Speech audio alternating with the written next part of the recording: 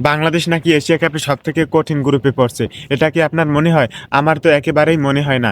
দেখেন ইন্ডিয়া, পাকিস্তান যেই গ্রুপে আছে, সেই গ্রুপে যদি বাংলাদেশ পড়তো, তাহলে কি বাংলাদেশ সহজ গ্রুপে পড়তো? একদমই না। হ্যাঁ, কিন্তু এখন বাংলাদেশ, শ্রীলঙ্কা এবং আফগানিস্তান এবং হংকংয়ের ওই গ্রুপে পড়ছে। এই ৩ দল বাংলাদেশের প্রতিপক্ষ। এই প্রতিপক্ষ যদি বাংলাদেশের জন্য কঠিন হয়, তাহলে ভারত, পাকিস্তান কি হতো? আমার মনে হয় অবশ্যই বাংলাদেশ একটা সহজ গ্রুপে পড়ছে। যেখানে শ্রীলঙ্কাকে আমরা হারাইছি এই কিছুদিন আগে টি-20-তে। তাই আমাদের আমরা আশা করতেই পারি যে শ্রীলঙ্কার সাথে আমরা জয় পাবো এবং আফগানিস্তানের সাথে আমরা অহরহ আমরা জয় পাওয়ার সম্ভাবনা আছে। দেখেন আমরা যত বিগত দিনগুলোতে আফগানিস্তানের সাথে যখন আমাদের খেলা পড়ছিল টি-20 ওয়ানডে যাই হোক, আমরা তেমন কিন্তু তাদের সাথে পিছিয়ে নাই।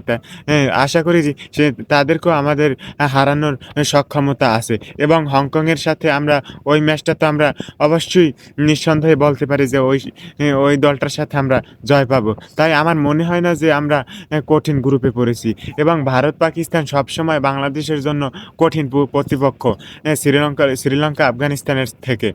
তাই আমার মনে হয় না যে আমরা কঠিন গ্রুপে পড়ছি। কিন্তু বাংলাদেশের কিছু নিউজ চ্যানেল সংবাদ প্রচার করছে যে বাংলাদেশ কঠিন গ্রুপে পড়ছে। বিশেষ করে সময় সংবাদ।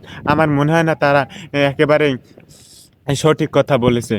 দেখেন মাথায় কমন সেন্স যদি না থাকে কোনো ভিউয়ার্সের বা কোনো মানুষের, তাহলে তাদের এই ধরনের কথা বিশ্বাস করবে যে বাংলাদেশে কঠিন গ্রুপে পড়ছে।